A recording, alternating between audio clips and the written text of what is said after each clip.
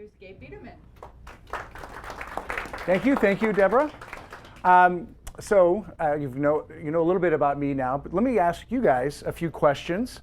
How many people here own a mirrorless camera? Okay. How many people here own a DSLR? How many people here own a DSLR and mirrorless camera? How many people here don't have either? Okay, so we're in. No, there's no phone shooters here.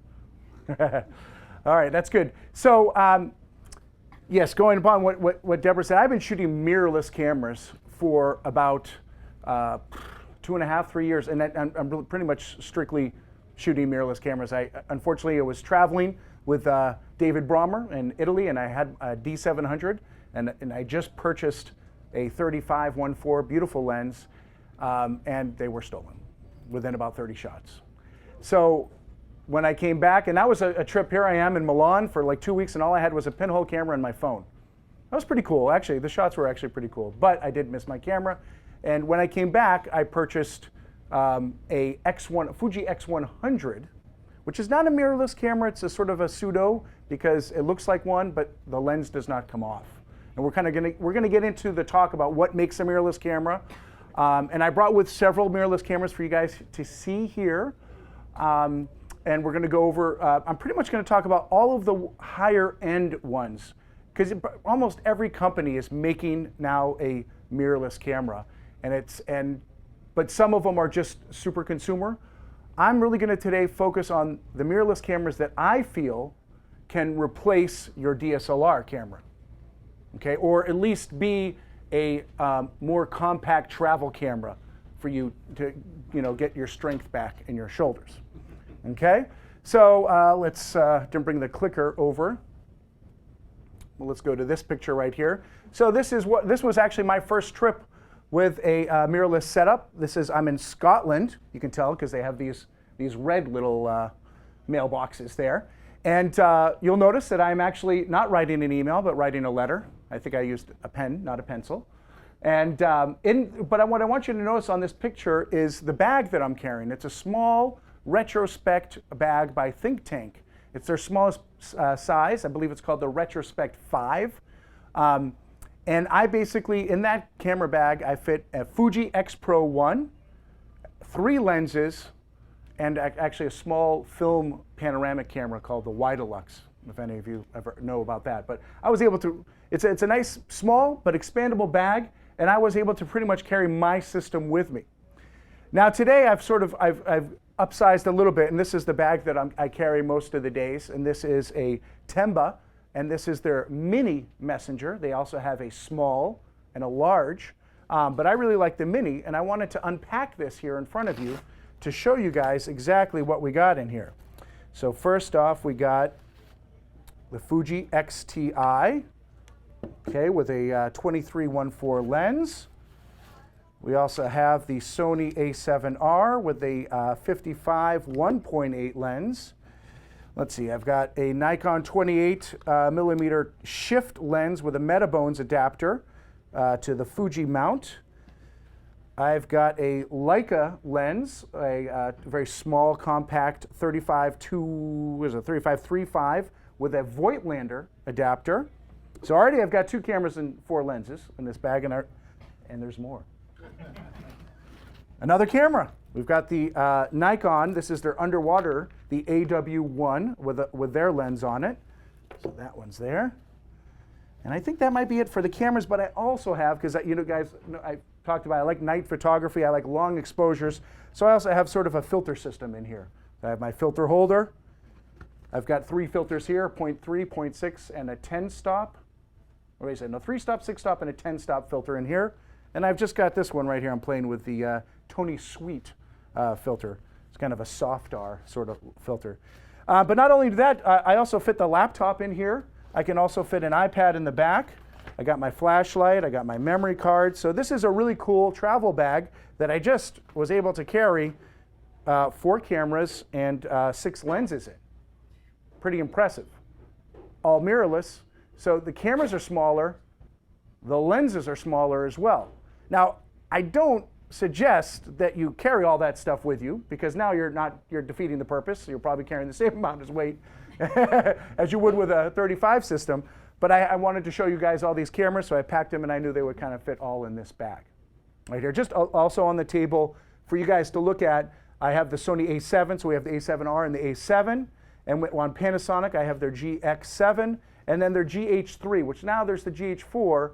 I haven't got that one in my hands yet, but that camera is in the store. I'm going to be talking about a lot of the cameras today, and feel free at the end of the lecture to come up and handle them, and you can spend some time up here asking more questions about it.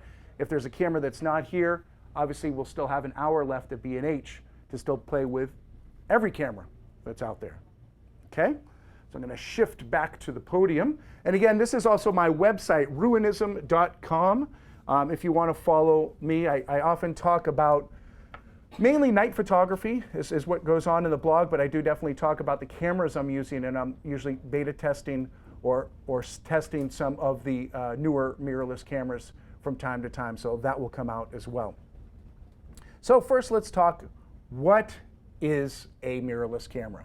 Okay, it is the next generation, the hottest sort of buzzword that's going on right now in the photo world, on the camera end of things.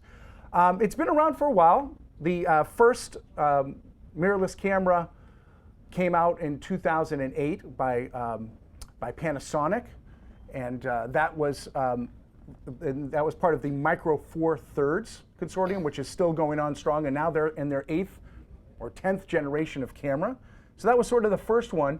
And what was cool about that, and what I really like about especially the Fuji, actually all of the mirrorless cameras for the most part, what I like about them is they kind of took the 35mm chassis and threw it away. Okay, if we don't need this mirror, this sort of the old way we've been shooting, why not make a truly electronic digital camera? I mean, to me, these are really the digital cameras of today. And now if we're starting from the ground up, we can really listen to what people have to say and what is comfortable and what they want to do in photography and stuff like that. And they, most of these companies do a good job of listening. Fuji is one of them for sure, that they are doing firmware upgrades every 2 to 3 months. Firmware upgrades, this is one of the biggest boons of digital photography in general, is that basically your insides, not anything outside, but your software in your camera can get updated.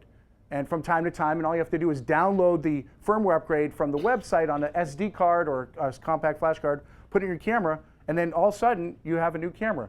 I personally own the X Pro 1. That's an old camera. That was Fuji's first mirrorless camera. It's about 2.5 years old, but over the 2.5 years, that camera has changed exponentially. So I always feel like, every time I've done an upgrade with it, it's like, well, I've got a new camera. So that's kind of cool that we don't have to, because digital and a lot of the other things going on make it a bit more of a consumer, and we kind of eat through cameras every three years, it seems like. The word mirrorless is embraced by some of the companies. Other companies like to call it ILC or CSC, which is basically interchangeable lens system or compact interchangeable lens camera. I'm really grouping it. I like the word mirrorless. It's sort of what it's all about, and that's what I'm doing it, but you might hear it's an ILC or a CSC camera. The main difference, right, that you'll find between this and a DSLR is the size. And why is the size? The size are smaller on almost every mirrorless camera because you're getting rid of that chassis that holds the mirror. And I'm going to kind of have some slides to go into that. Again, what I'm going to be focusing on today, because I think mirrorless cameras are really overtaking, what's the most popular camera these days is our phones, unfortunately. And they do a pretty good job when we're out and it's sunny out, but they are really the worst cameras when we're indoors or in any low light. But they're kind of, point and shoot cameras or point and shoot phones have really overtaken point and shoot cameras. And I don't know how much longer they're going to stick around. It seems to be the only point and shoot cameras that are sticking around are these super zooms and the higher end ones, these $700, $800 point and shoot cameras, which offer really nice quality and pocketability. But the mirrorless cameras, actually, a lot of their prices start around $299, but can go up to $3,000 almost. The ones I'm really going to focus on are pretty much going to be in that sort of $800 range to like, well, the full frame Sonys are up there. They're about 25 to 20 to 28, but most of them really fall in that under $1,000 range. But if you want, you know, we'll kind of I'll touch upon a couple that are just point and shoot replacers. So again, small on size, but most of the time big on image quality. Now you also might hear them called evil cameras. Maybe because they drain your bank account. But more likely the word evil comes from electronic viewfinder. Almost all the cameras that I'm going to talk about, you're either going to be viewing it from the back of the screen. I definitely like the ones that have a electronic viewfinder. So it's definitely something that you can bring up to your eye as opposed to hold it out like this. It's funny, when I was just getting into photography, I was shooting a lot like this, and I was shooting film. But I was sort of like, I wanted to embrace, I didn't want there to be a wall between me and my subject. So I would shoot, a lot of times I kind of focus and then shoot away from it, from the camera away from my face. And I would shoot like this. And little did I know that I would start a trend with digital cameras, that's the way we all shoot now. But that's actually one of the worst ways to shoot, because when we shoot like this, that's the least stable position to be in, right? We want to form the human tripod. Okay, we can form our human tripod by locking in our arms and kind of using even our head as a brace. And when we look through it, whether you're right-eyed or left-eyed, when we look through the viewfinder, that's sort of the most comfortable and the stablest positions you can shoot. Okay, so whether you're shooting an SLR, a mirrorless, or if you have one of the point and shoots that has a viewfinder, you know, just remember, you know, it's a little bit more stable, especially when those light levels get low, to hold it in like this. Okay. So here's a graph on the difference really between a DSLR and a mirrorless camera. The first one, we see the traditional single lens reflex structure with sort of this pentaprism, kind of like a submarine. When it looks up, you know, it's got to look through that, and it's got the mirrors that come down, and that's how we see it outside. You know, and here we have the mirror. The mirror flips up, but it goes up to this pentaprism, goes out the lens. So this is the way most of us have been taking pictures for over 100 years, right? The mirror flips up, and then it hits the sensor or film plane. Mirrorless cameras, it goes directly to the sensor. Okay, so we get rid of this whole mechanism right there. The light can pass right through. We can make what's called this flange to film difference. It can be much smaller, right? So the difference between where the lens rests and where the film sets is a shorter distance. This is a nice, because the light has to travel less amount, so it's actually your pictures could be sharper because of that. If the lenses are just as good, then they'll be sharper. But this also, because this distance is so short, it opens up a door for us to actually use adapters and use almost any SLR lens on a mirrorless camera, because they were optimized for this amount of distance. This is shorter. We can make adapters to compensate the distance and adapt lenses on. So that's a pretty cool thing, and I'll definitely get more into that too. The benefits of mirrorless cameras. So again, size and weight, that's really the big thing, is that we're saving our shoulders, we're saving, you know, the space in our bags, especially if you're gonna do some sort of, you know, trip where they weigh your bags and stuff like that. You know, some of these smaller cameras can make a big difference. And again, not only are the cameras smaller, but all of the lenses and almost all the other accessories are going to be smaller as well.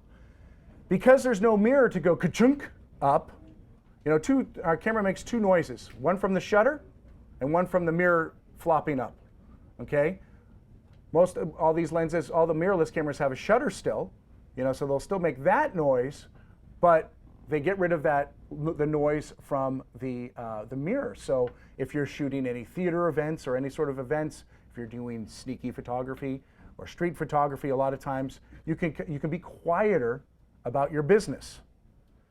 I found the mirrorless cameras to be quite intuitive. My whole thing now, even though I've preached to many people all over, is to don't forget to read your manual. of your camera.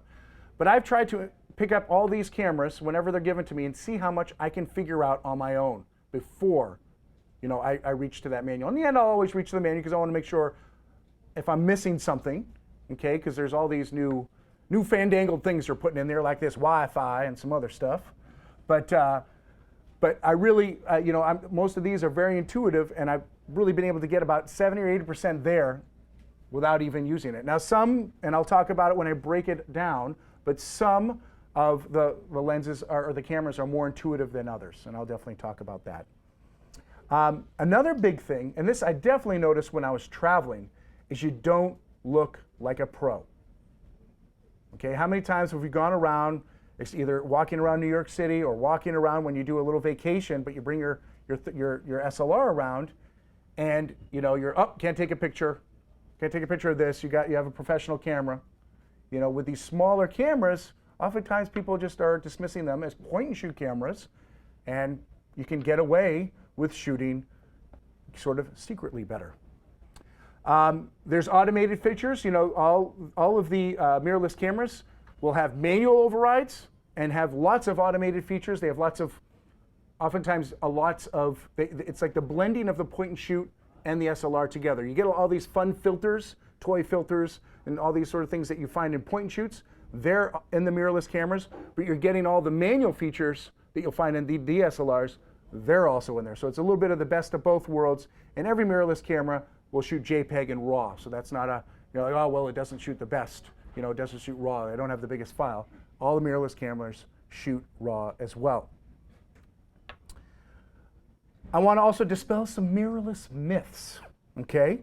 First off is mirrorless cameras do not focus as fast as DSLRs. Untrue, okay? Now, the previous generations, if you have an older one from even like a year and a half to 2 years ago, that might be very true. Because mirrorless cameras at the beginning just use what was called contrast autofocus. DSLRs use a phase detect autofocus, okay? So contrast tends to be a little bit slower, especially when you're tracking moving things, okay? Or it'll be slower when there's no contrast in the scene. So if we were to turn out all the lights and we're trying to focus maybe on the wall, it's gonna have a hard time. Whereas phase detect is more active and will follow things a little bit better. Now I'm not gonna, you know, there are a few cameras. You know, the Nikons are incredibly fast. All of their mirrorless cameras, and Sony and Olympus are also sort of at the high end for the focusing as well as the tracking. The DSLRs still edge out, I think, mirrorless cameras as far as tracking goes.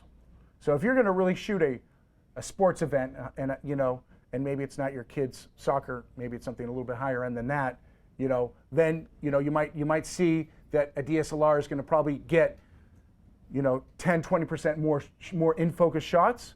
But that's changing, and that's changing quickly because they knew that this was one of the main knocks against mirrorless a couple years ago. But all the latest generations are really, really doing an incredible job of focusing now in low light and as well as in fast moving. The electronic viewfinder is too dark or grainy. Okay, that's another myth out the door. Unless you're using one from 4 or 5 years ago, again, untrue. You know, think of it used to be like watching televisions. You know, if you've never seen an electronic viewfinder, it is definitely something to get used to because it's like watching a little TV inside of your camera. Now they keep upping the pixel count and the refresh rate of it. So often, sometimes when you would move your camera from, like, you know, quickly from side to side, you know, it might blur until you stop again. So that's getting better. Still probably not up to 100%, but I'm sure even if you were to move your DSLR from side to side, you're probably going to get dizzy and your eye might not focus. So, but the details are getting better. The electronic viewfinders in the past, it was hard for them to see in the dark, but they're just getting better and better. And what they're doing is they're making their sensor more sensitive, especially if you up the ISO quality, you'll pretty much be able to see in the dark with these. So again, these are getting better and better. A cool thing, a really nice feature about the mirrorless cameras is that a lot of them, not all of them, but a lot of them will also show you real-time exposure when you're looking through the electronic viewfinder. Okay, so it'll show you if you need to add more light, if you need to open up your shutter. It's not going to tell you to open up your aperture, open up your shutter more, but it'll be dark, so you'll, oh, I need to open it up. Whereas with, for a DSLR, oftentimes you need to also pay attention to the meter as well. Okay, now I do advise paying attention to the meter with the mirrorless, but you'll be able to see in real time if it's too dark or if it's too light. And then you can kind of fine tune it by looking at the meter. DSLR video is superior. That's another misnomer, okay? Especially when it comes to autofocusing. Isn't it, who's played with video in their DSLR? Okay, who's played with their video on their phone? Which do you find to be easier to use? The phone, right? And the same with point and shoot cameras. Like when they started touting that there was video, in the 5D, but it was like, okay, you needed to pretty much build a rig like this around it to make it work. I was like, okay, well I don't want to do that. But why does my point and shoot take awesome videos? So it's funny. Again, mirrorless cameras are using they're using contrast autofocus, or sorry, they're able to use phase detect autofocus, whereas DSLRs can, for the most part, can only use contrast autofocus during video capture. Now that is changing a little bit. Canon just came out with this dual pixel autofocus that is in their 70D, and will probably be coming out in more cameras from there. And that is adding the both types of focus with it. So that is sort of the best of the DSLR as far as autofocus goes. Now image quality, that's that is definitely that's up for debate. I'm not saying the mirrorless as far as image quality, but I'm saying the actual participation of capturing video is a lot easier on mirrorless. There are some, like the GH4 and some of the Sonys, who actually do go toe-to-toe, with like the Canon 5D Mark III, I guess, which is known as a video capture camera. So video, embrace it. It's easy to embrace with mirrorless cameras. Then Wi-Fi. Wi-Fi is something that's added into a few DSLRs, but oftentimes we have to buy a $150 to sometimes $300 dongle to add to it to get Wi-Fi. So that's kind of, that's not fun. Whereas with, I would say about 95% or 100% of the current batch of mirrorless cameras, they have Wi-Fi built in. And that's, you might, well, what do I need Wi-Fi for? One of the coolest things I like about Wi-Fi is being able to remotely trigger my camera.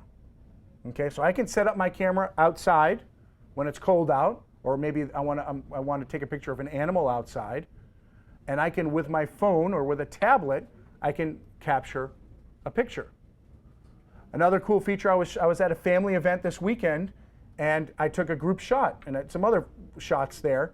And how fun is it to kind of throw your 3-inch screen around, right? That's always pass the camera around, and everyone's like, Where I was able, with Wi-Fi, you can transfer JPEG images only to a tablet. So I transferred, I went through my pictures quickly. I picked like my 5 to 10 favorite pictures, transferred them to my tablet, and passed the tablet around. Now they had like a 10-inch surface to look at the pictures and zoom in and see, okay, whose eyes were closed, whose eyes weren't. So that was a very nice thing to do it. I was also shooting the marathon last year, and a friend of mine was in it, but I was on the other side of the marathon, and so once my friend went past, I was kind of overwatching it, but I couldn't get home because I couldn't cross the street. So I got stuck in a bar. At the bar, I immediately uploaded the pictures to my phone and then posted them to Facebook, just like that. So I wasn't losing any time, at the bar, and and uploading to Facebook is totally better with a cold pint.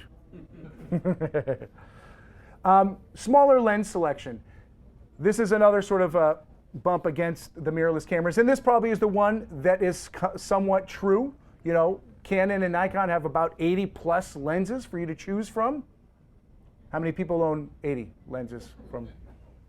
Anyone own like 50? 40? How about 10? All right, got a couple teners. All right, so that's there. I mean, it is definitely nice to have a selection. And one type of lens that I haven't seen available, really made by one of the manufacturers, is a tilt and shift lens. So that's something, if you are an architectural photographer, you probably want to stick with a DSLR. But the Micro Four Thirds Consortium, which Panasonic and Olympus, they, I think together, because they share the same mount, they've got about 50 lenses. So if you choose one of those, you got a lot of lenses to choose from, including Leica lenses. Leica makes them for Panasonic, and the Olympus Zuiko lenses are phenomenal as well. But there are lens mounts. Like I mentioned before when we talked about the film to flange distance, there are lens mounts that we can use to pretty much adapt any lens onto a mirrorless camera. Right, you know, Canon changed mounts about 20 years ago. Nikon has, you know, you can pretty much mount everything onto it, but there's limited, you know, functionality. So anything that way is adaptable, and it will have the same sort of, you know, limitations. What I will say about, you know, adapters is that for the most part, if you adapt any lens out there to a mirrorless camera, you will be manually focusing. There's only one way to autofocus as of right now, and that is Canon to Sony. There is a Metabones adapter out there. It's the Metabones, it's the Canon the Canon EF to Nikon to Sony E mount, and they just came out with version 4 of this mount, and that does make the autofocusing pass through. It's a little bit slower, but the autofocus does pass through. So if you are a Canon user and you want to, you know, keep your lenses with you, maybe not invest in a whole other system, then Sony might be the way to go. Okay, and Sony has a few different ones, and we'll talk a little bit more about that. But all the other ones are going to be manually focusing. Now, let me just say that manually focusing is easier than ever, because what a lot of these cameras do is they add what's called focus peaking. Okay, and if you're unfamiliar with that, come up and try it on one of the cameras that I have here. Every company does a version of it, some a little bit better than others, but basically it's a video sort of technique where we go into manual focus. It'll kind of magnify the image for you, and then it'll sort of highlight the contrast around what is in focus. So if I'm taking a picture of you, it will probably highlight around the glasses, you know, and then hopefully around the eyes too. And we can use that. I was traveling, I just came back from a trip in India, and I brought the Sony camera with 2 lenses. One was autofocus and one was a manual focus. And I actually shot with the manual focus more. And it just was, you know, I can choose, you know, sometimes with autofocus we forget that we can actually choose our focus. We let the lens do it for us. So we can be a little bit more selective, a little bit more creative. But the peaking does a really good job of focus peaking. Sometimes they'll do it, some of the better ones will do it in a different color, like red or yellow. Sony has it in not only red and yellow, but you can have it in low, medium, or high. You know, so, because sometimes when it peaks, it might peak all over the place, so you want to kind of really go in there. But that's a really good, you know, thing that when we're using these adapters, you know, and we're gonna be forced into manual focus, you know, all is not lost. Now, adapters, there's many adapters out there, and adapters will probably start around $50. And those are just simple adapters. And I would tell you the $50 ones, you might even hear things like, get on there like that. I'm a big fan of the $100 adapters. I like the, personally, I like the Metabones adapters, and I like the Voigtlander adapters. Those are my favorite on the personal end of it. Oftentimes every company, like Sony, will make an adapter for their Sony Legacy, their previous lenses, their alpha lenses to the E mount. Canon makes an adapter for their old mirrorless camera. Nikon makes an adapter so you can mount their F lenses to their CX mount. So almost every company that comes out with a mirrorless camera, one of the first things they always come out with is an adapter to their sort of legacy lenses. So there's that. And with those, you will retain autofocus, as well as auto exposure and everything else. With the third-party ones, like I like adapting, you know, I'm a bit of a camera collector. I have about 40 classic cameras at home. And I used to religiously shoot film, but for the past 2 years I haven't. And one of the main reasons is because mirrorless cameras, I can actually use my old Leica lenses. I can be using my old Nikon lenses. Anyone know about this mount Conterax? No, but they're making mounts for that. I had one Conterax lens. I bought another just because. You know, it's just like, it was Zeiss's first SLR system, and Metabones makes an adapter. Metabones even makes an adapter for an Alpha. Anyone here have an Alpha camera or remember the Alpha cameras? You know, it's insane. Like, so when I say that you can pretty much adapt any lens to the mirrorless cameras, it's pretty much every lens. So so the $100 ones do pretty good, and they're just better constructed. What's the difference between these? You know, it's really the construction and how they kind of smoothly fit on. Metabones does make a speed booster, okay? And those tend to be around $350 to $450. So they're a little bit on the higher end, but what we need to, they're not just an adapter. They are, in essence, a wide angle converter. We've heard of teleconverters, right? Where we can put a teleconverter on a lens and make it longer, the focal length longer. We've never had a wide angle converter. This is actually the first time we've had it, and what's cool about the Metabones ones, think of it as a 0.7 wide angle adapter.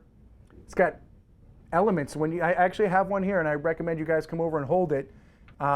It's got some, it feels like an actual, you know, a real piece here. It's not just metal, it's got the glass and the elements in it. So not only does it make it a 0.7 wide angle adapter, which is perfect for APS-C cameras, because you know, what happens is if we take a 35mm lens, right, and we put it on a camera that has APS-C, so let's say 50mm lens and 35mm terms, put onto a APS-C size camera, whether it's mirrorless or, you know, DSLR, all of a sudden the focal length changes, is magnified by 1.5, goes out to 75. The 0.7 pretty much brings it back to the original focal length, okay? If you have a micro 4/3 lens, that is a 2 times multiplier. So basically it's now going to be a 1 times multiplier. So 50mm lens put on Olympus turns into 100. Now it's going to turn into a 75. So it's a wide angle adapter. It also increases the sharpness of your lens.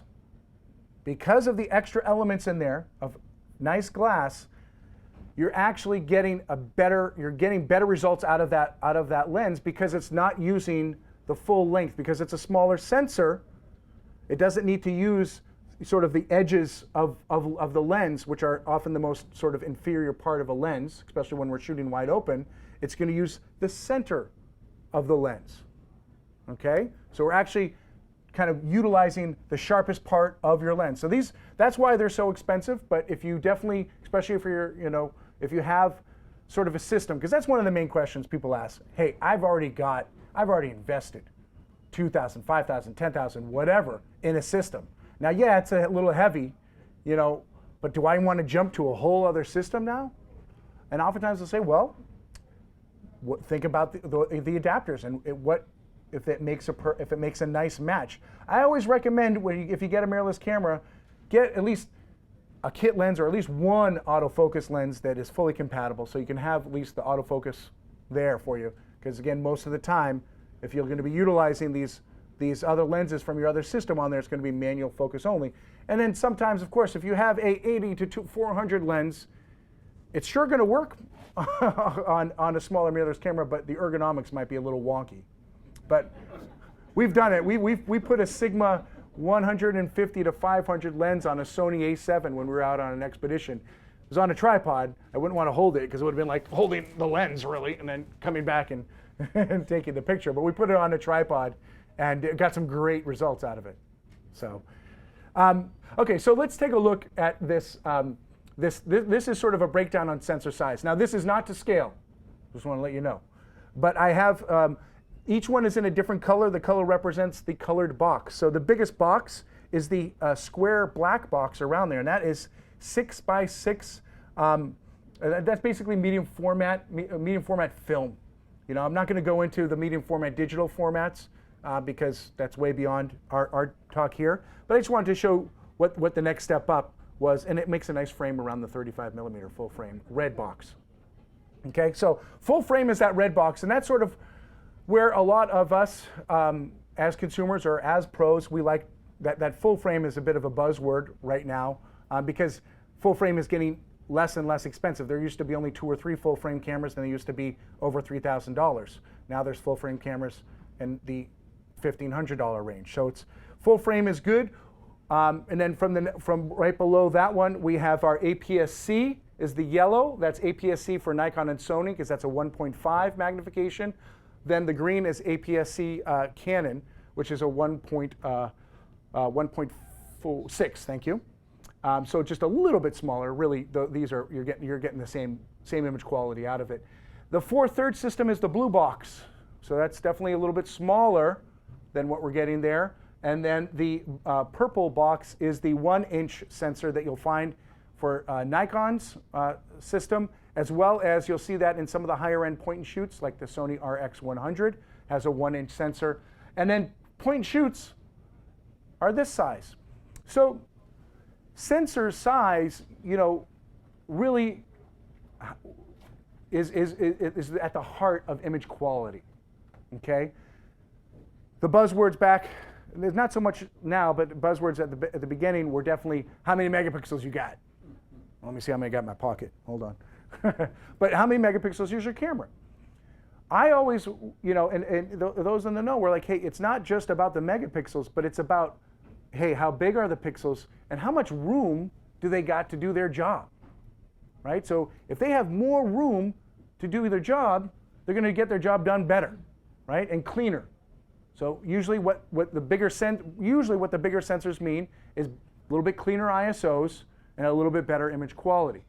Now, hand in hand with the sensor size is what kind of processor is doing the work, okay? Because that's usually when you see an upgrade, you know, from camera to camera, there's a new processor. And the processor, that's the heart, right? That's the one that's pumping all and doing all the work. But it's this space, you know, that is where, you know, the pixels are and where we're collecting all the light. So, you know, historically, the bigger it is, the cleaner it's going to be. But what I'll tell you right now, especially in the latest generation of these higher end cameras, I can't tell much of a difference from Micro Four Thirds. And Micro Four Thirds and APS-C I think are going head to head. And I think that really, even with some full frame ones, you'll see that, boy, it's really, you need a discerning eye to tell the image quality difference. Now, you had mentioned the GX1, which that's a few years old. That's like 4 or 5 years old. And I don't think the Micro Four Thirds sensor came into its own until the GH3, and which is the Panasonic camera, and the Olympus EP, or the EM5, right? The OMD EM5, right? And 1. So those cameras, to me, because I bought a couple of them and tried out a couple of them, and right, they were good, but their breaking point was sometimes 800 ISO. Okay, where full frame cameras can often shoot up to 3200 and 6400 ISO pretty cleanly. All right? So we're almost there. We're going to start talking about some cameras. Before I break them down, I want to kind of talk about some of the non-contenders. Okay? First off is the Canon, the EOS M, which is really kind of a lovely camera, and B&H still sells it. It's still out in the market. It can be had for a pittance, $349 with a lens. But Canon is not, or Canon USA, or I should actually say Canon Japan, is not supporting it in the United States. The newest model of the M is in Japan, but they're not going to be sending it to the United States. I don't know why. You can probably get it off of eBay maybe and get the next one if you want. This camera was a cool camera, actually. You know, when it first came out, it was a bit of a dog, especially in the focusing. It was the slowest focusing camera on the market, including point and shoots. It probably took about 2 or 3 seconds to focus. That was kind of a joke. But it took a while to focus. That was its big thing. But I think about 8 months or 10 months after it came out, Canon did a firmware upgrade that really made the focusing much better. It's still the slowest focusing camera of its class, but now it's not struggling focus. Okay, so there's a lot of Canon shooters out there, and this was an easy way for them to have something. It was so small too. Now another strike against it didn't have electronic viewfinder. It was only from the back of the screen. There was no electronic viewfinder made. It did have a very nice touch screen. I was actually quite impressed with the touch screen, and it was limited to only 2 lenses. There's a third lens out there, but it's only in Japan. But it only has 2 lenses, sort of an 18 to 55, and then this fixed 22 millimeter lens. It does have a flash, and it does have an adapter that you can use Canon lenses in autofocus, but I would not, for me, because of the lack of support in the United States, I'm going to call it a non-contender. Okay? Next up is Pentax, and they have their Q series of mirrorless cameras, which for me, they're toys. Okay? When you build a system and have I think they have like 9 lenses, and 5 or 6 of them are actually toy lenses. There's only 3 of them that are autofocus. Then you've built me a digital Holga. They also have the smallest sensor. Their sensor is a 1.17 inch sensor, which that makes the worst math magnification factor in the world, 4.65. Everyone thought the Nikon's was the worst with 2.7, but 4.65 is really bad. So again, it can be had almost for the same price as a Canon. You can use adapters if you have Pentax lenses, but I really don't think you're going to get this. At least the Canon was an APS-C size sensor, so really good image quality. This one, with such a small sensor, you're not getting image quality better than a point and shoot, because that's the size of a point and shoot sensor. So 800 ISO is probably your limitation. It's small. It comes in about 150 different colors, so that's cute. But really, I'm going to put it as a non-contender. Now, as contenders, but as ones that I really fully haven't tested, are Leica. Now, the Leica T, this is sort of an exciting one, and I actually was one of the first people to hold it in their hands right after it was announced, and that was really cool. But I really haven't put it through its paces. Hopefully, in the next month or 2, I'll put it through its paces and put something up on the blog. But right now, as it stands, I can give you the facts and tell you that it's a fairly cool camera. It's a 16 megapixel APS-C sensor. Okay, it's actually the same sensor. Anyone own the Leica X1? The Leica X1 is not a mirrorless camera. It's sort of like the Fuji X100. It is a camera that has a fixed lens on it, but an APS-C size sensor. So nice image quality. Now they did add a new processor to the T. Okay, so that new processor should be able to push out better image quality than the old processor was. But again, I haven't tested, so I can't say. It has a really modern design. It was, you can actually watch a 15-minute video, or I think there's a 45-minute video of them hand brushing the aluminum block that it comes out. But every camera, actually, this is true, is hand brushed for 45 minutes. Pretty cool. So if you want that hand quality, you can get the XT. Now, and like I said, it's made sort of out of a solid brick of aluminum, hand brushed, and it has a great large touchscreen on the back, very easy to navigate. Hardly any dials. I think there's like 3 dials, like on, off, record, and maybe something else. But everything else is done by the back screen, which is pretty cool. Now, lens support is a little lacking. They only have 2 lenses right now. They have an 18 to 56, 3.5 to 5.6 lens, and they have a 23 millimeter f2 lens. Now, they do have an adapter. If you do have Leica M lenses, you can adapt them. Now, Leica M lenses are manual focus, but you can adapt those to it. There will be a magnification. This is APS-C. So again, a 50 millimeter Summicron on here is going to turn into a 75. Okay, so it's a little consideration.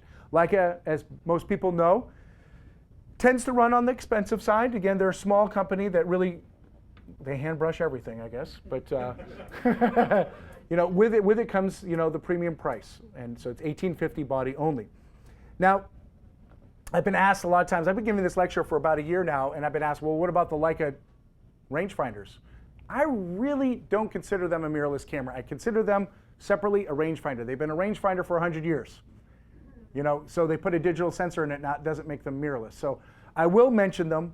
I don't consider them mirrorless. They're often price point out of mirrorless standards, $69.50 for the body only of the latest Leica M, the T or the 240. Again, and it only is, just like all Leica all Leica lenses, manual focus, except for these two on the T. So again, if you get this, it's a beautiful camera, but you're going to only be manual focusing to be using a rangefinder to it. 24 megapixel full frame CMOS sensor. I had tested and traveled with their older model, the 8.2, which was CCD. So I'm really glad that Leica was one of the last people to finally jump to the CMOS sensor, and that has improved the image quality in it. And again, full compatibility with all their legacy lenses. So that's, you know, it is a great camera. It's built like a tank. You know, I don't think they hand brush it, but they definitely spend a lot of, there's like 50 like screws in it, for sure. But if you can afford it and afford the lenses run about $2,000 and up as well. But I wanted to mention that, just 'cause a lot of people ask me that. There's another brand that I haven't tested their latest batch. I have tested their previous models. I did like them, and I want to make mention of them, and that is Samsung. Okay. Now, most of you might, you know, Samsung's, they make my TV. They make cameras. Samsung is a very, as we know, electronic giant. They make a lot of phones these days. They're the leader in the Android market. So, you know, and they've been making all sorts of components for electronics for many years. And for the last 4 or 5 years, they've really taken a step forward and said, you know what, we want to start branding our name more in the film industry. And they bought, I believe they use Schneider glass, which is really nice glass for most of their lenses. And their cameras, what I will say, both cameras are APS-C, so nice image quality on them. Good on the higher ISOs. And they've got these two different designs here. This is sort of this smallish, modern retro look, the NX300M. And then they just came out with this, the Galaxy NX. Now, Galaxy is the name of almost all their phones. And what you're seeing with Samsung is definitely Samsung is taking the biggest step forward with making these truly digital cameras. They are making these like Uber steroid phones, right? It's just they're kind of building in a lot of their Android and app technology into the camera. So these are very easy for you to upload images, get to websites and all sorts of stuff like that. So a quick breakdown on both of these. Again, Samsung probably makes the smartest cameras because, again, with the Wi-Fi technology and that sort of stuff out there. The NX300, very small. It's kind of somewhat similar, if you want to get a gather of it, somewhat similar to the GX7 by Panasonic in its size. 20 megapixel, APS-C, again, CMOS sensor. What's really cool is it definitely is great for the selfie. As you can kind of see, it has the 3.31-inch 180-degree flip screen. Now, one thing to definitely consider when you're looking at these cameras is a lot of them, not all of them, a lot of them have tilting screens. So that's good for these shots or the low shots. But this is kind of, I mean, that's the selfie shot right there, right? And sometimes we want to do that, and a lot of times the tilters, they won't tilt enough. So this one just flips 180, so we can do that, and it's small enough that you can do it too. Nice price point, $699 right now. I believe it's on sale, and that comes with an 18 to 55 3556 optically stabilized lens. The NX Galaxy NX, same megapixels. Believe it's got the latest processor on it. It has a ginormous 4.8-inch touchscreen. Again, very Android interface. You will look on the back of that and you'll think you're looking at a phone because it's got all these squares on it. So if you like that phone interface, you know, it makes it quite easy to navigate. Okay. The two lenses, I don't know what that. Oh, these are no. That's a wrong thing. We'll scratch that two lens things.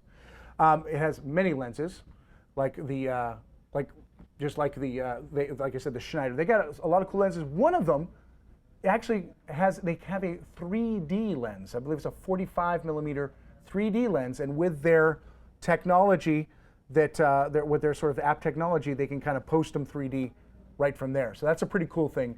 Samsung and Panasonic both have 3D lenses. This one is $1249 with the 18 to 55 lens.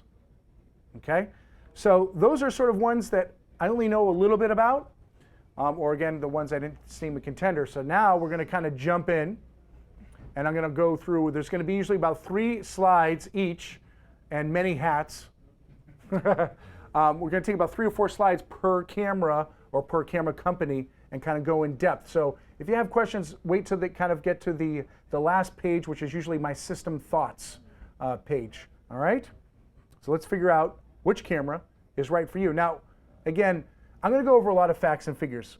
I'm probably not going to say this is the best camera, because really every one of you takes pictures differently, and that's the coolest thing. And my job here today is to give you the facts and to hopefully get you some time to hold on to one and try to see if you can find a match. You know, some do some things better than others, right? So what do you like? What can be the best extension of yourself?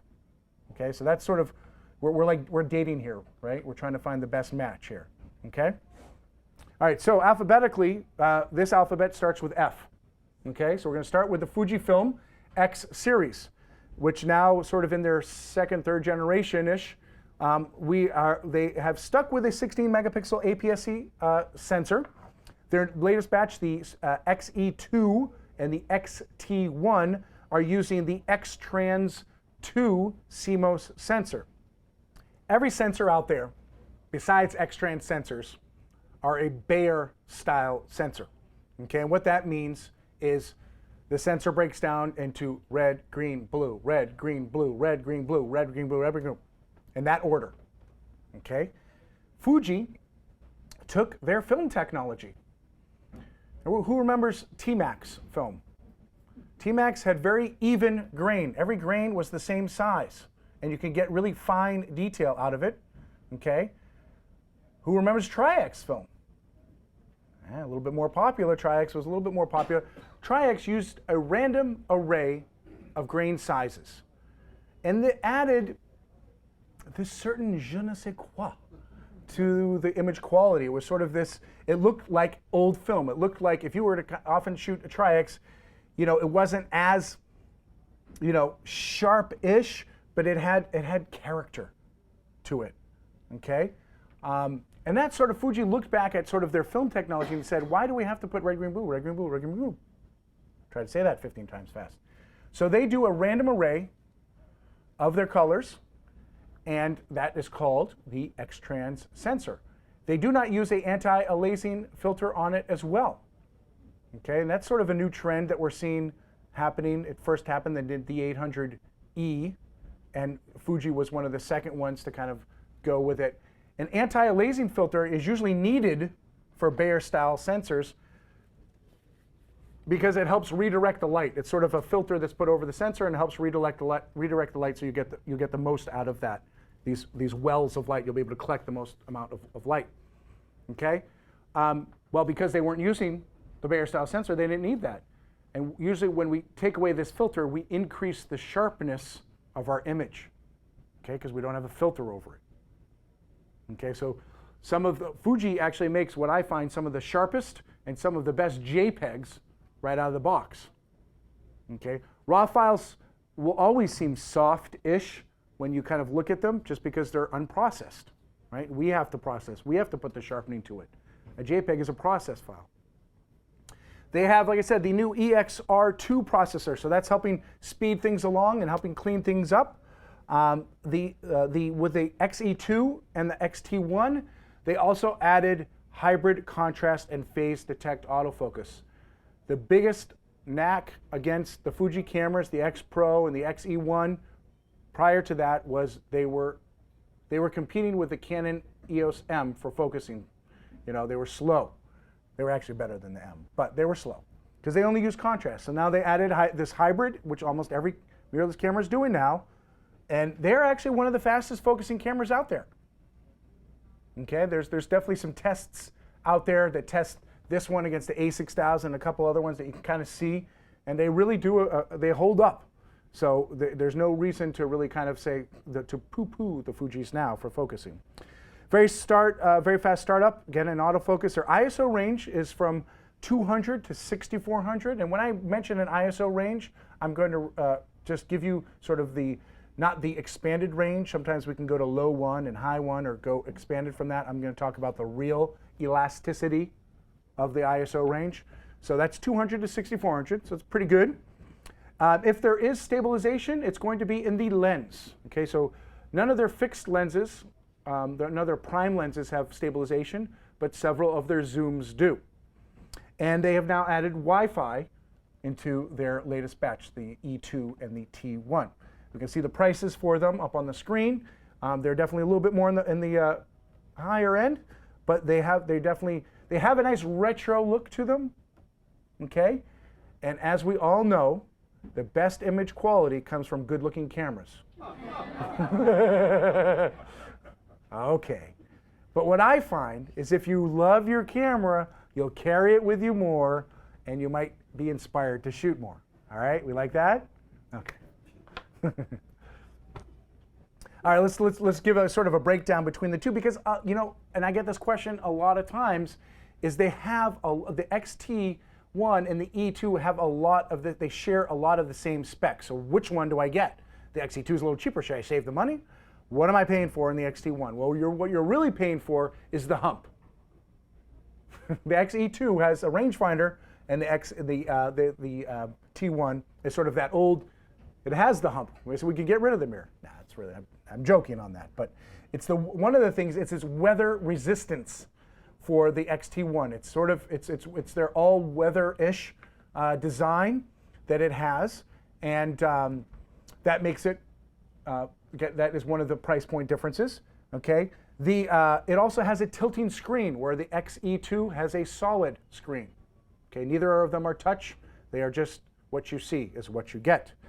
You get 1 more frame per second on the XT1, so that's not a big difference. The XE2 has a pop-up flash, where the XT1, kind of like the Olympus OMDs, it comes with one, but you got to remember to bring it with you because you got to slide it into the hot shoe. It's just a little pop-up, probably a little bit better than a pop-up, but really not much better than about 6 feet.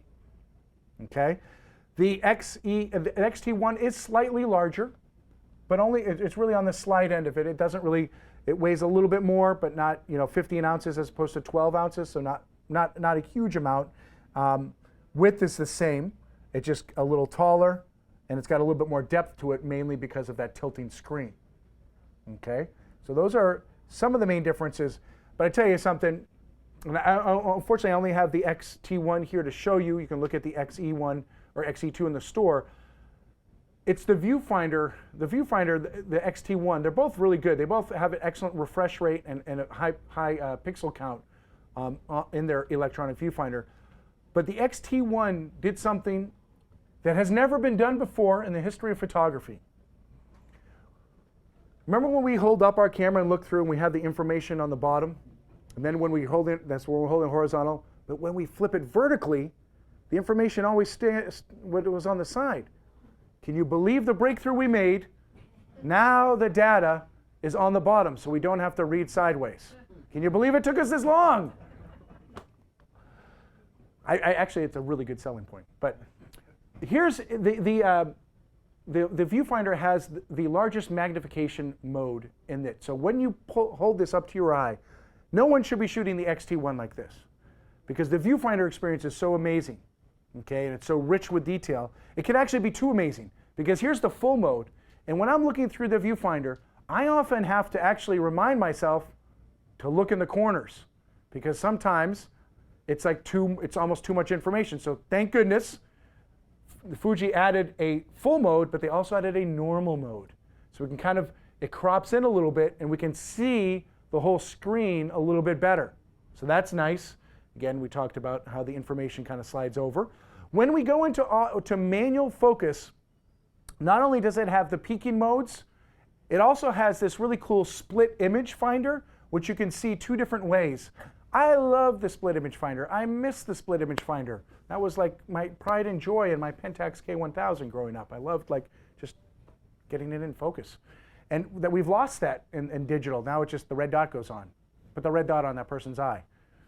So this can be done like this, which it's cool, but I often will just see it full frame, and what it does is it zooms in to this middle part, makes it black and white, and instead of having just one area split, it has about 3 lines. So you can really see when you're in focus. So making manual focus easy again. Okay, so these are the different viewing modes that are they're in both, well, this feature is in both the XE2. I don't think it goes to dual mode, but it definitely does the split image. But these features right here are only in the XT1. Okay? All right, so the system and thoughts. Like I mentioned before, it's retro sort of at its best. They're really simple and solid cameras. The menu system is very, very simple. You don't have to dig deep. It's all labeled in English, or if you want to put it in a different language, you can. But it is all labeled to what it does. Now, it's also, for me, I like it, like I said, I'm a classic camera enthusiast, collect a lot of cameras. It's a system pretty much built around fixed lenses. It has a lot of fixed lenses. Now, it does have the zooms. Right now, it has about 5 zooms, everything from a super wide to a 300, the 55 to 200, which is a 300 equivalent. It is coming out with the 2.8 zooms by the end of the year. There is a Fujifilm roadmap. I believe they have, like, right now there's, I think, 15 lenses right now. But they have a roadmap, and there'll be 5 more by the end of the year, which the next ones are. They just actually came out with, or it's due any day now, their first weather resistant lens at 18 to 135. So that perfectly matches, you know, if you're going to be in the Amazon or difficult weather, it perfectly matches with the XT1. It is a gateway drug to Leica and Voigtlander glass, because I think it just perfectly matches with it, and it has the aesthetics, and there are adapters to it. Now, it is a 1.5 magnifier, and unfortunately, Metabones does not make a speed booster for Leica, which is too bad, so you got to have something wide. But Voigtlander makes a 15 millimeter lens and a 12 millimeter lens, which are really nice fits for these cameras. As we've already kind of touched upon, I like night photography, and this camera has been my night photography sort of tank. It's really done a great job. It does excellent long exposures. It does excellent star photography, and you know, it's my workhorse for the night. Very easy to read the manually focusing distances and stuff like that on it as well. I mentioned before, Fuji makes some of the best JPEGs in the market, and it has decent, good video. You know, it doesn't have all the bells and whistles on the video. It does have a headphone jack or a mini jack if you want to plug in a microphone or a headphone on it. So you have that option for it, but it doesn't. And it has, I believe, 30p and 60p, so not 24p. But you know, it does decent video. But there are definitely ones out there that do better. Zeiss is nice.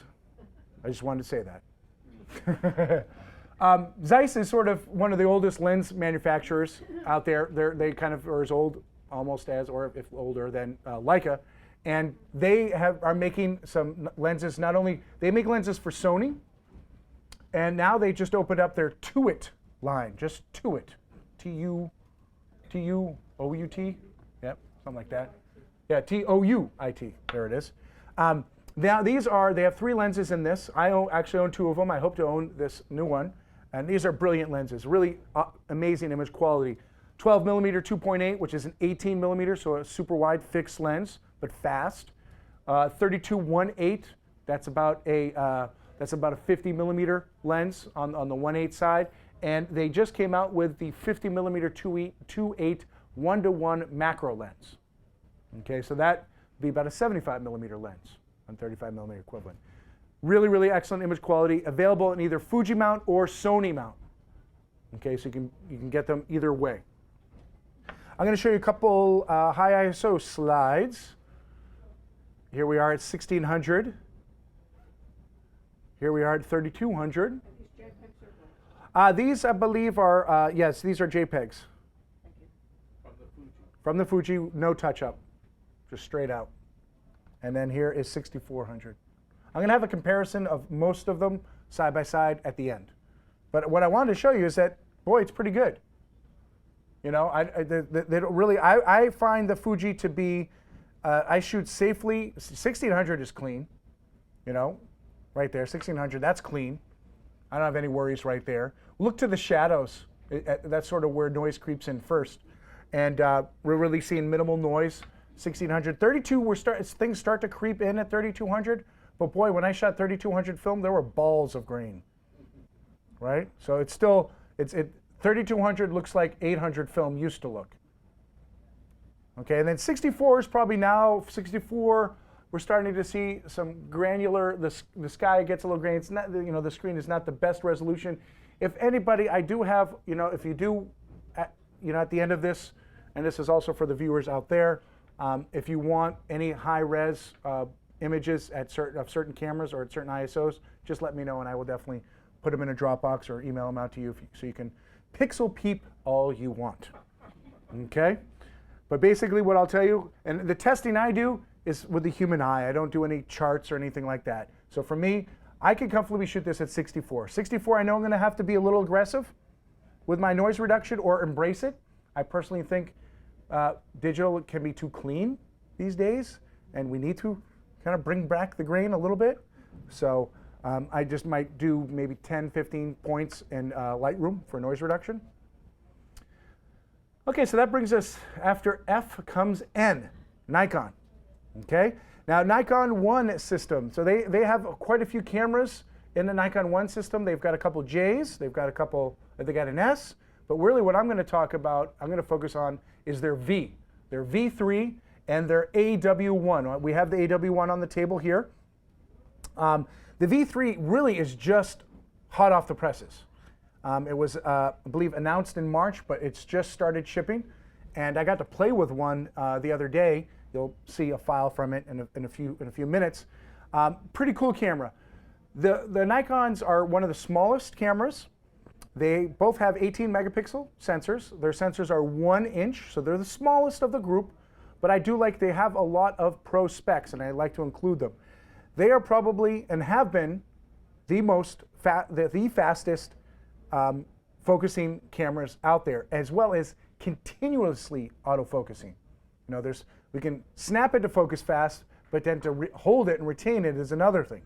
And Nikon really has been sort of at the head of the class for that feature for a while. They put their focusing on the chip, okay, on the sensor, and it's a contrast and phase detection.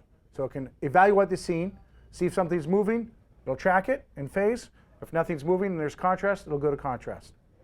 Again, it's their mount is called the CX mount. So there is adapters to get to those legacy F lenses, but there is a 2.7 magnification. ISO range is 160 to 12,800. The V3 has a tilting touch screen, 3-inch screen. The AW1 is solid. We want it to be solid if we're going underwater. If there is stabilization, it will be in the lenses. Now here's sort of a breakdown of it.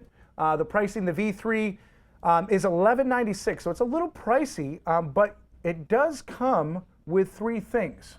It comes with, besides the body, it comes with a lens, and it comes with an electronic viewfinder because it's optional on it. Well, actually it's not, because this is the only way you can get it, but you get the electronic viewfinder and you get a grip. And right now we're doing a deal that you get a free FT1 mount adapter. So if you are a Nikon user right now, and that's like a $200, $250 value, you're in. But again, remember it's a 2.7 magnification, so it's those wider lenses. Or hey, bring this with an 80 to 400 lens, you got yourself a Safari. You know, you'll be like, hey, I'm gonna get this line all the way over there. So that's kind of that's definitely a cool feature on that end. The AW1 came out this fall and really started shipping. I was able to take that to Atlantis. You guys might have heard of this place called Atlantis. I went there and I extensively used it on all the water slides, and it did a really good job. but it's great. It goes down, I believe it goes down to 40 feet on it. And it's also sort of, you know, that freeze-proof, drop-proof, so it's quite durable. But available black, white, and silver, and that's $746 or $996 with their 2 lens, and both lenses can go underwater as well. So let's actually get down to the comparison of the two. The AW1 is the first underwater mirrorless camera. There have been housings that have been made, but this is the first dedicated one. And the pop-up flash will pop up underwater with no fear of flooding. Okay, so that's a cool thing. Dustproof, freeze-proof, waterproof up to 49 feet. Similar to their J3 camera, but with an XP3A processor. And again, that pop-up flash, but there's also, they make 2 other. They make a video light, and they make sort of a really professional big light underwater flash for it as well. So, you know, this is really who had a Nikonos, right? Camera, those underwater film cameras. This is sort of the digital Nikonos. And I'm probably killing the name, so I apologize. Waterproof with the 2 new, so waterproof with the 2 new lenses. And it's really not that heavy. You guys can try it out with the lens. It's almost 19 ounces. Now with the V3, you get a very nice 2,350,000 electronic viewfinder. It has the latest processor. Now on the XP4A processor, there's no anti-aliasing filter on this camera as well, so images should be sharper out of the box. There is 171 contrast autofocus points and 105 phase autofocus points on that small 1-inch sensor. So basically, you could put it in focus anywhere, and it'll track it. It's not only a speed demon, like I said, it can do 20 frames per second continuously in autofocus. So this is really, again, one of the best cameras for, you know, sporting events, for tracking, for dogs, for babies that are doing more than crawling, you know, or for, like, again, other sporting events. So it can get up to 60 frames per second, but that's going to be in a single autofocus point. So you're going to press halfway down, it'll lock into that autofocus point, and you'll have that point you need for that 60 seconds. So that's for something slower moving, maybe clouds coming or something like that. External flash options are proprietary on the 1 series. So you need to get, but they do sell an adapter, and it's only $20 or $30. They do, I believe, have 1 flash that it will come with, that you can get with it, and then with an adapter you can adapt your SB910s, your 700s, though those flashes are bigger than the camera. But fear not. And it is just so this one is actually, so it's just body only, it's 14.43 ounces. So let's see, this is a new slide I added. I was at the Mets game the other day, and what I wanted to talk to you guys about is this slow motion video that it has. This was shot with the 70-300 lens. I was in the 2nd row visitor dugout. So it was great for me to get shots of left-handers like Curtis Granderson. So the focal length, the 35mm equivalent, is 189 to 810, and I was probably shooting this about 400 or 500. Let's see if it works. And that was a home run, folks. So that was pretty cool. So what that was, I was shooting.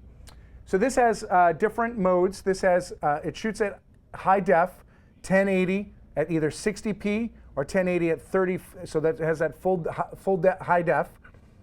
It also shoots at 120 frames per second, 400 frames per second, or 1200 frames per second with 30 frames per second feedback. So what you saw right here, and we can watch it again because it's so cool, is 400 frames per second played back at 30 frames per second. So my capture was 1200 or 400, and my playback was 30. And it's turning on and off. So I was pretty excited that he got that home run. And here's sort of the breakdown. We can kind of see, you know, when we are going to shoot at this high frame rate, we are going to take a knock on the image quality on it. But if it's just going to be for YouTube and stuff like that, it's going to be fine. You know, this playback is high def. At 120 seconds, you're going to be at 1280. Okay? at 400 frames per second, which is what this is, it's going to be that's 768. The resolution is 768 by 288. And if you're going to go on the super uber 1200 frames per second, that's going to be 416 at 144. Okay, so you have to give and take a little bit. So maximum shutter. This is one of the few cameras that has, you know, most of our shutters of our DSLRs go up to 8,000th of a second. This doubles it, goes up to 16,000th of a second. So that's pretty fast. We can capture things, freeze things really quickly. So again, birds in flight, bright light. That's going to be that option to use that higher shutter speed is real nice. Again, like I said, it does have the quickest autofocus tracking. Right now there are 13 plus lenses, plus an adapter to, of course, Nikon's 80 plus lenses, and you get the adapter for free right now. So that's pretty cool. Now the adapter will retain autofocus with AFS lenses only. Okay, AFS lenses. So there are lenses that are not delegated AFS for Nikon. Those you would be manually focusing.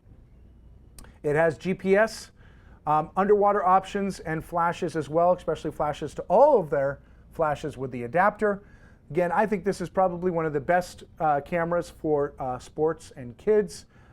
Their J and S series, which we can see along the bottom here, I'm not really talking about those because those are really more consumer, and those are usually in the $300 to $500 range. But those are really perfect if you have someone who's got a phone and wants to have a point-and-shoot camera, but a little bit more.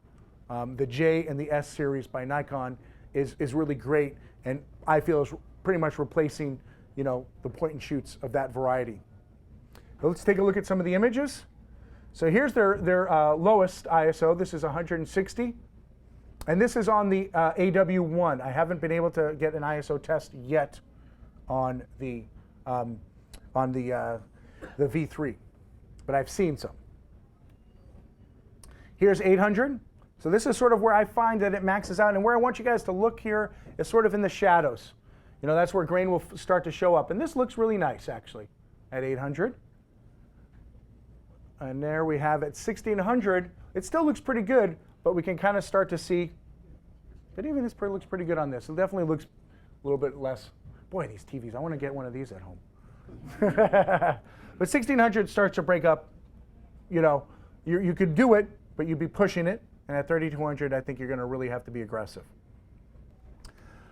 Okay, next after N is, oh, hey, actually you're right, it is Olympus. And as you can tell, I've got another hat on.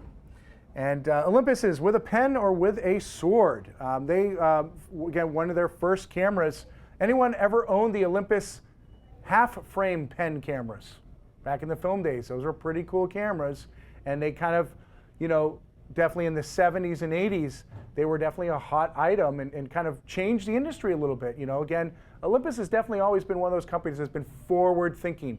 Like, why do we have to use the same design that we've been using all the time? And they kind of came out with this half-frame camera that was one of the smallest camera to date, or at the time, and it took 35 millimeter film, but you got 2 shots for the price of 1, so you got 72 shots.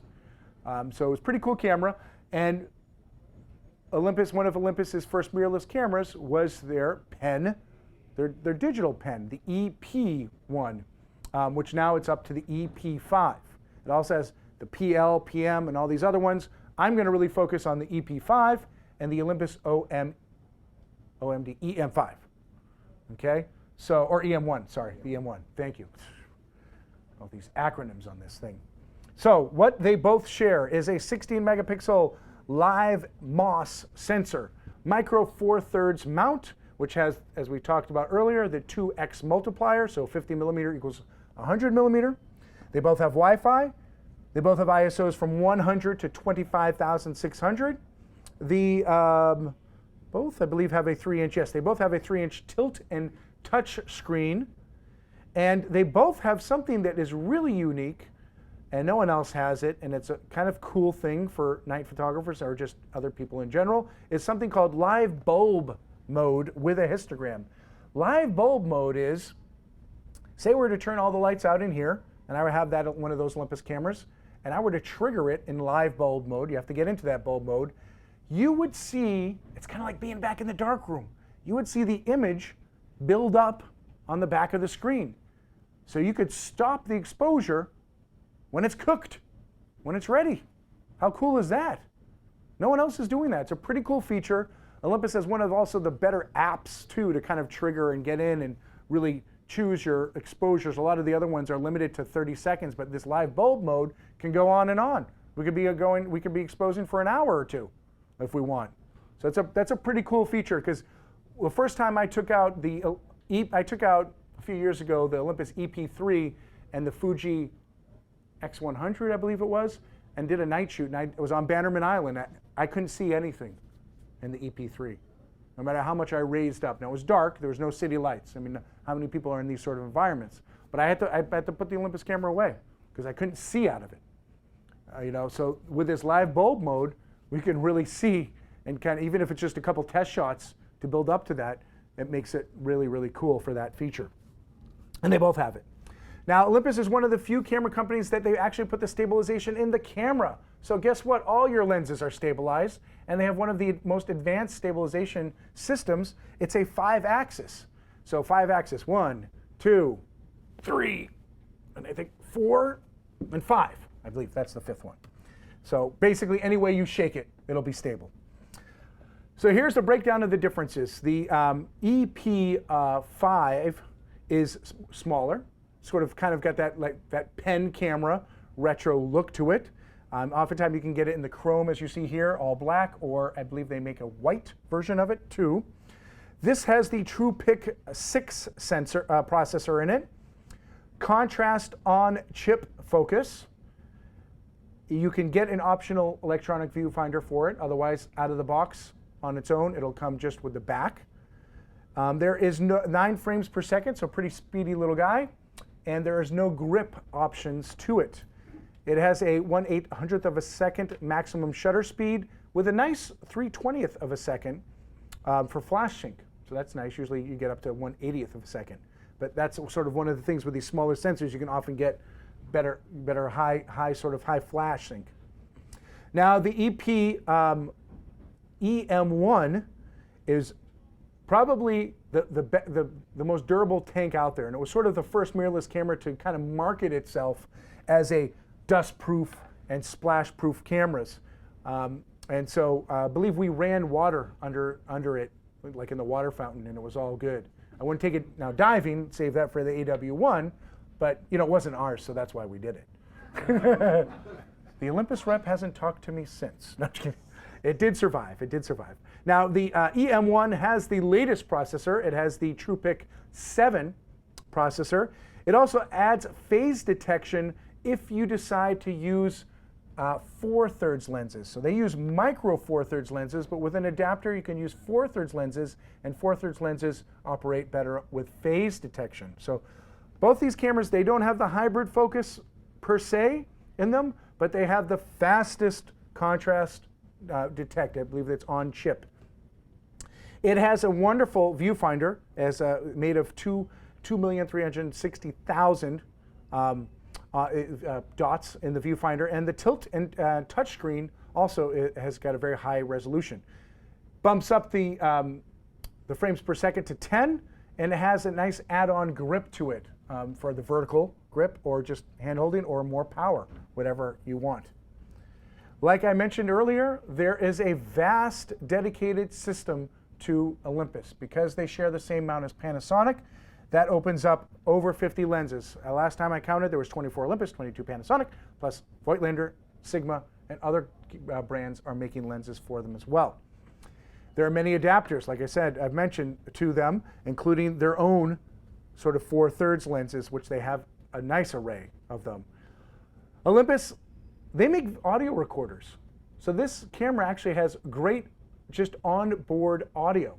They make some nice mics for it as well, and some pretty cool mics. Like, look at this. This is kind of a cool, these mics are cool right there.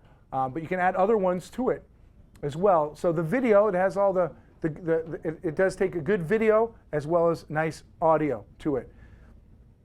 Now the EM1 is like a little on the expensive side, and recently Olympus came out with sort of a budget version of the OMD series, and they call it the EM10. So they just added a 0 to the EM1. and that's the only difference. This one has a pop-up flash, whereas like the EM1 has the one that you have to slide on. It comes at a really nice price, $699 body only, or $799 with their sort of their kit lens, 14 to 42. It has that 16 megapixel live mode sensor, sort of it's the same sensor because it uses the version 7 TruePic processor. The electronic viewfinder is not, it doesn't have as many pixels in it, so that's sort of one of the cuts you take, but it's still very good. Instead of the 5-axis stabilization, it has 3, and it takes a little hit too with 8 frames per second. Maximum shutter speed is also a couple stops down, but still a very, very nice 0.04 of a second and 0.02 of a second maximum flash sync. There is no accessory port on it, so for the connections for the audio video stuff. But it's a nice little camera that's quite durable, and it's a nice sort of price point in that Olympus range. Let's take a look at these ISO on this, and this is we're looking at it. This is with the EM1. This is 1600. That looks pretty good. And 3200 is also very doable. Okay, again, looking at, like when I look at this on my computer, I'm seeing a little bit of grain in that shadow. Under here, I'm looking in here, but it's really more contrasty up on the screen. So again, if you need these shots, I can do it later. 6400 is a bit more breaking point for it, and we're starting to see grain in the sky. Okay, so it's still doable, but we're going to have to be a little bit more aggressive. Okay, after O comes P. All right, we got 3 in a row that are actually using the alphabet. And P is for Panasonic. And I'm going to talk about 3 of Panasonic's cameras today. I'm going to talk about the Panasonic GM1, which is that tiny little camera you see in that gentleman's hand that I borrowed. And I'm going to talk about the GX7, which we have here on the table. And then we're also going to talk about the GH4. But first, let's talk about the 2 sort of smaller ones. They both share these features: 16 megapixel live MOS sensor. They have in-camera image stabilization. They are fast, and they have a very fast and accurate, again, contrast detect focusing. Their ISO range is 125 or 200 to 25,600, depending upon the model. They have probably one of the most effective silent modes. Fuji, I know, has it for sure as well, but Panasonic silent mode, I didn't even know I was taking a picture. You know, it was kind of, now you sort of, when you go into these silent modes that these cameras have, oftentimes you might be limited to what you can do. You can't flash and you can't have some other features, but what you have is a super silent camera. So that's kind of a nice feature. They have NFC Wi-Fi, and there is surprisingly no external mic in either one of these cameras. Panasonic being a video camera, that was sort of a head scratcher, but I guess they want everyone to look at the GH4 for video solutions. The GM1 is the smallest mirrorless camera. So you can kind of see it. I apologize I don't have one here, but there's definitely one on the floor. But that's life size almost, right, with that hand. Well, almost a little bit, but you can pretty much grip it. It is tiny. Okay, and that is probably, you know, using mirrorless cameras to the extreme, right? They were supposed to be small. Some of their other ones are bigger. This is really it is the smallest, and we're really kind of playing towards it. So really, we can look at it.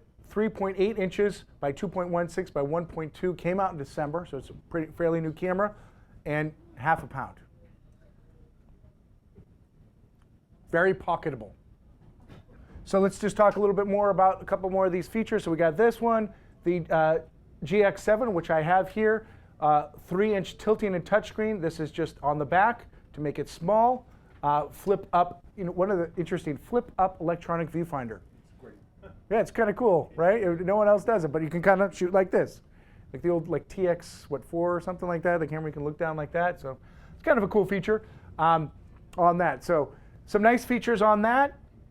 Those are both nice compact cameras that we get into the Panasonic and Olympus line.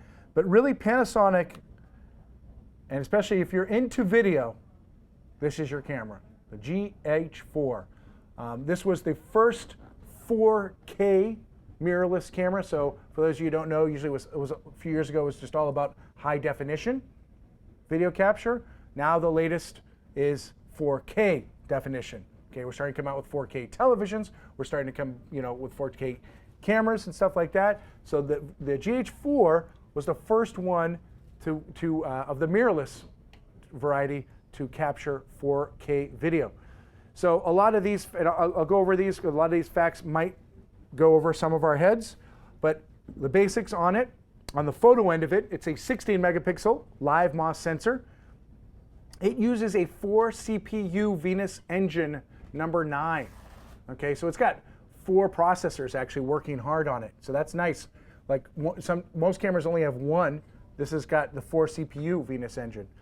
8,000th of a second maximum shutter. It has a very high precision contrast detect and full area autofocus. 49 points anywhere around the screen at 12 frames per second. The ISO range is 200 to 12,800, though expandable upwards. And it has a really nice 3-inch fully articulated OLED monitor with static touch control. Okay, as I mentioned, so on the video end of it, again, first 4K mirrorless. It has DCI 4K 4096 by 2160 output at 24p. It has UHD 4K 3840 by 2160 at 30 or 24p. Full HD at 60p. Zebra and focus peaking. Now Zebra is also, you can find Zebra focusing in some of the Sony cameras too, and that's another manual focus aid that kind of lays a zebra stripe down to show you what's in focus. So even a little bit easier than the focus peaking. It has a wonderful viewfinder, 2.36 million dots in it, and it's professionally rated for over 200,000 exposures. That shutter will click 200,000 times, guaranteed. Okay, it's a little bit more of the price, and this is also the biggest of the mirrorless cameras. It's actually bigger than I believe the smallest DSLR is Canon's SL1, and I believe this one is bigger than that. So it is a little bit on the big side. I have the GH3, which is similar in size here, and it's $1697 body only. If you're really into video, then you'll also want to get it with this sort of audio interface unit where now you can kind of plug in XLR, SDI, and all these other things and have sort of a really professional rig. Okay? So I know this might be over a lot of our heads out there, but I have a lot of video friends who are very excited about this camera. Okay? You're getting about the same image quality, if not exceeding, if not more options than you do with the Canon 5D at half the price and at a smaller size. So I know a lot of people that are able to put this, in Hollywood and other places, you're able to put this smaller rig in like underneath cars and side cars, or you could add it to places, and maybe if you lose it or if it gets lost in the thing, it's a less of a hit. But again, a lot of movies are being made now, you're seeing with this camera. Here's another video I did. So this, one of the nice features, again, with this, it has a lot of things you can do built inside of it. And one of the things that excited me the most was its variable frame rate video. So basically, we can kind of choose the rate, how many frames per second we're going to capture, as well as sort of how it's going to output too. So we can do slow motion, which is in this video I'm going to show you here, or you can also do fast motion at kind of 5-10 times the speed. So hopefully this plays. Oh yeah, there we go. So this one was shot at, now at the typical HD, it's at 1080p. It's going to be 24 or 30 frames per second output. Now with this, we can also do it at this rate from anywhere from 2 frames per second to 96 frames per second. Remember, we kind of looked at the Nikon one, and it kind of went lower and lower quality. When we went up to these higher frame rates, you don't have to suffer. You can't shoot 4K with it, but you can shoot 1080p with it. So you get really nice, slow or fast motion. Right now, this was shot at 1080p, 96 frames per second, and the movie's playing back at 25% the maximum speed. It's kind of a cool cool feature. This is Atlantis. I was kind of just having a lot of fun playing with all these fish in slow motion and people walking by, and it'd be like, now with any of these, with Nikon and with Panasonic, you're not going to record audio, because the audio, obviously, if you're recording, this fast or slow, it would be wonky. But so you're capturing the image, and then you can lay down audio afterwards. But a really cool, nice feature on the GH4 it's variable frame rate video. We're almost there, folks. System and Thoughts has got again, vast dedicated lens system. Leica makes a lot of the lenses for, not all of them, but a lot of them. And you'll notice because they're more expensive, but not $2,000. They're usually in the $900 to $1,000 range. But the Leica X series lenses, optical image stabilization as well, will be in lenses or not. And again, over 50 lenses. They make the smallest, ironically, Panasonic makes the smallest and the biggest mirrorless camera, and again, competes with the Canon 5D III for video. Now, as far as my ISOs, I only have, I wasn't able to get an ISO test of the GH4, but the GH3 pretty much surpassed all of my, sort of needs, so I can only imagine the GH4 is going to be just as good or better.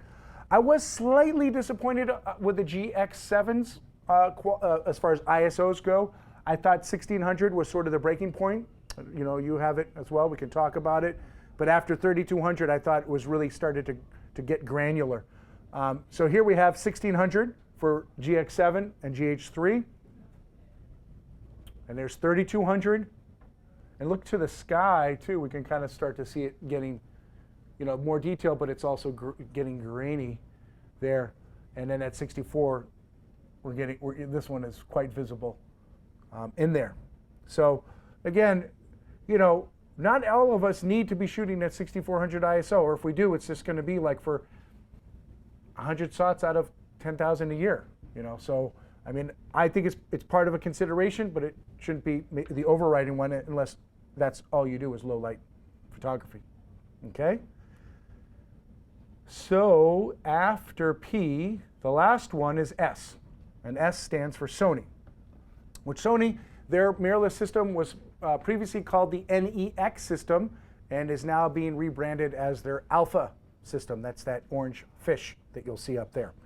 Okay, I'm going to talk about the A7s, but I do want to mention this one APS-C one because I think this is a really cool camera, and that is the Sony A6000. This is a 24 megapixel APS-C CMOS sensor. Okay, so it's there, and it takes their E mount, which is again 1.5 multiplier.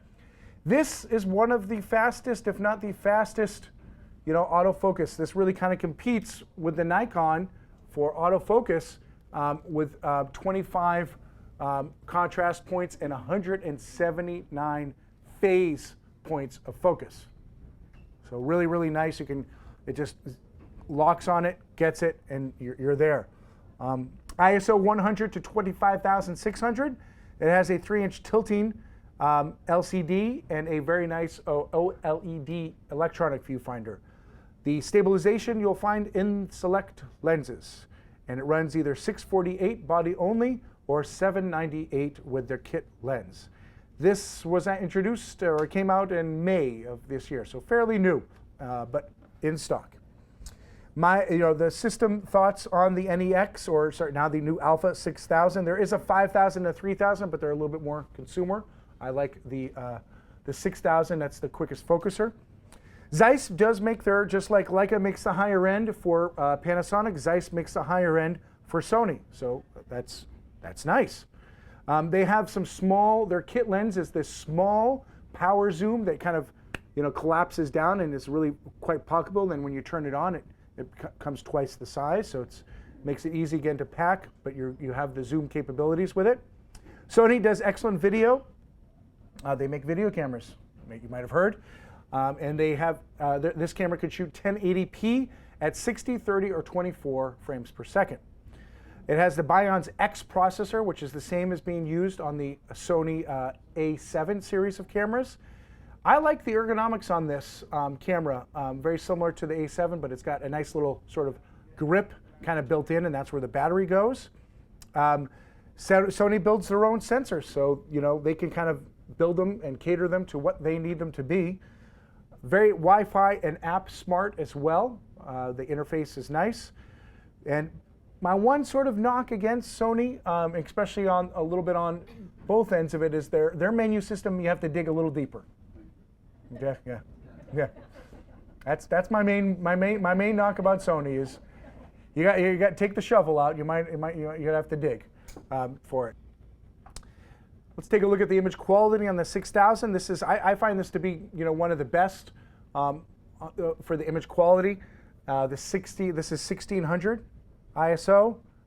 This is 3200 ISO. Sony definitely can. They overprocess a little bit their JPEGs. I like the JPEGs from the Fuji a little bit more, but their raw file obviously can do anything with. But there's definitely a nice punch and contrast to the Sony's images.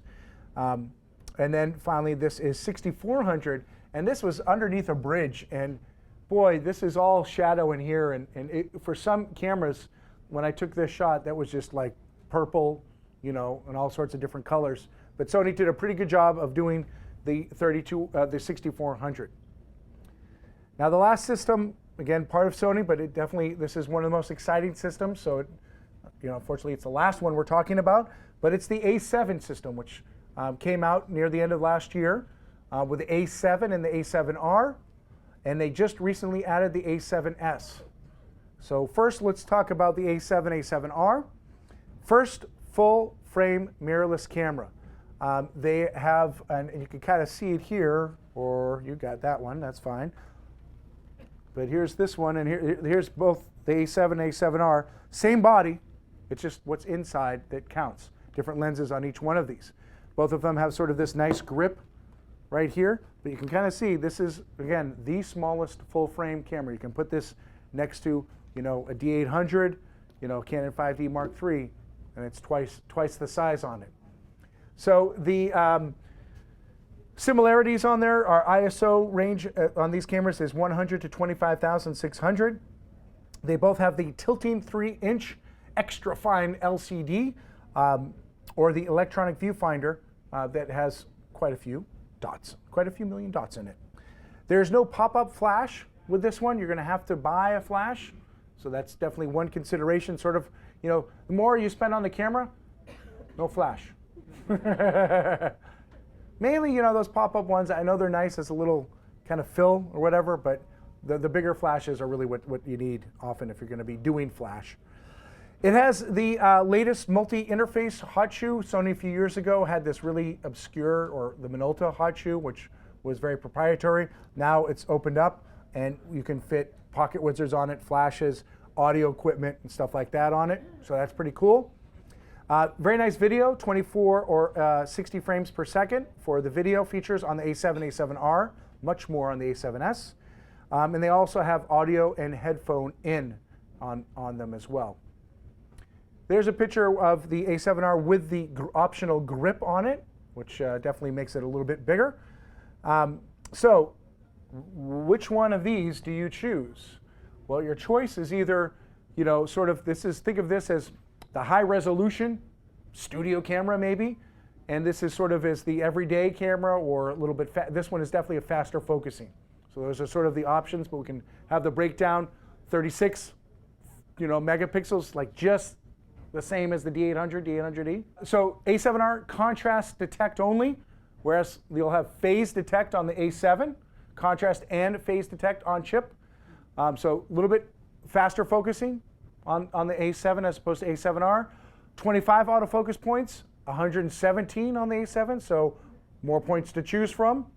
Not as many. 4 frames per second to 5 frames per second, meh. Again, similar sensor D800E. This one is similar sensor if anyone owns the A99, which is Sony's top of the line SLR camera. So that's sort of the breakdown of sort of the differences between both of those cameras. I've tried them both. I've enjoyed them both. You really have to question what type of photography you need. There's obviously a price point difference between, the two of them. I believe the A7 is under $2,000, whereas the A7R is over $2,000. I believe B&H is doing a nice if you sell us a digital camera, and it's got to be either a DSLR or mirrorless camera, right now you get $250 back towards one of these cameras. So that's kind of a cool rebate going on right now.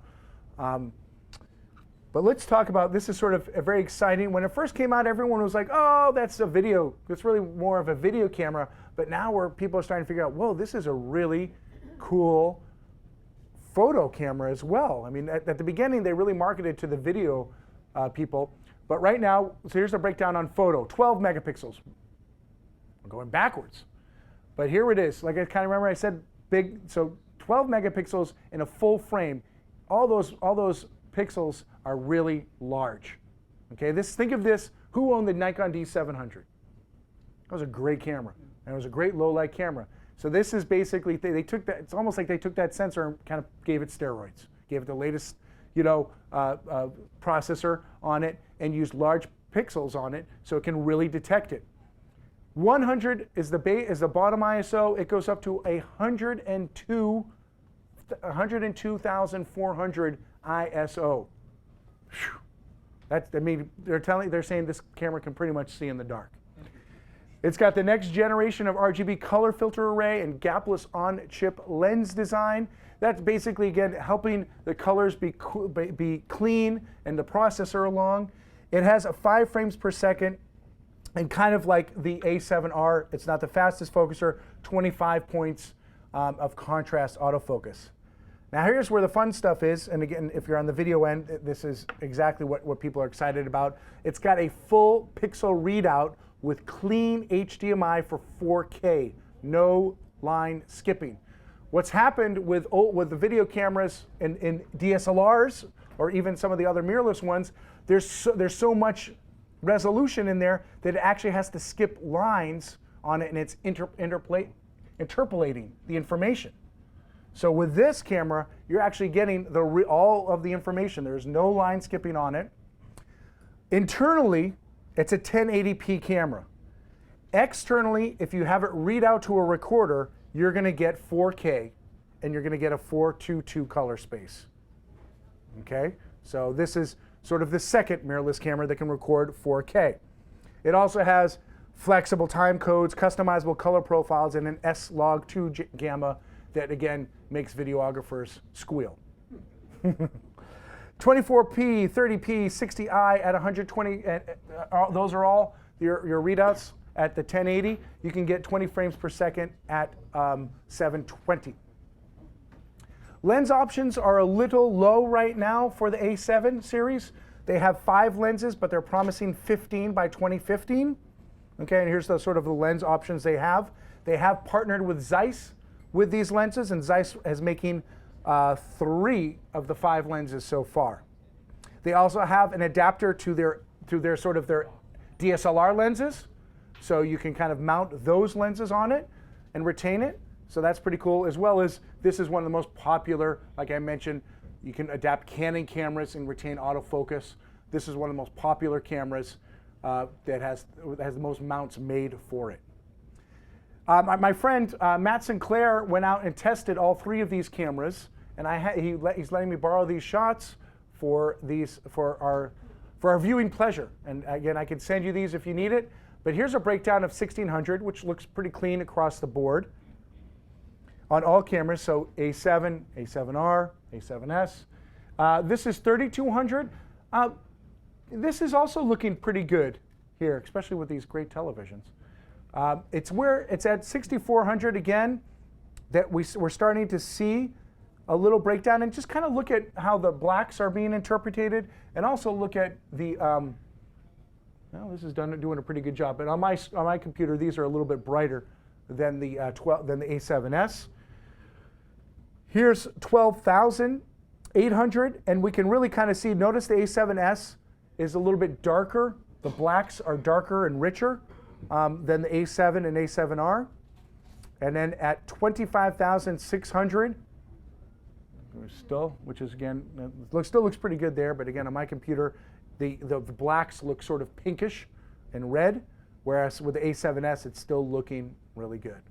So here's sort of, right now I have a couple 100% crops of some of the of the shots that we've seen before. So here we have side by side the EM5, and these were all, I believe, at 6400 ISO. So here we have EM5 versus the GH3. Okay. Here we have the A7 versus the XE2.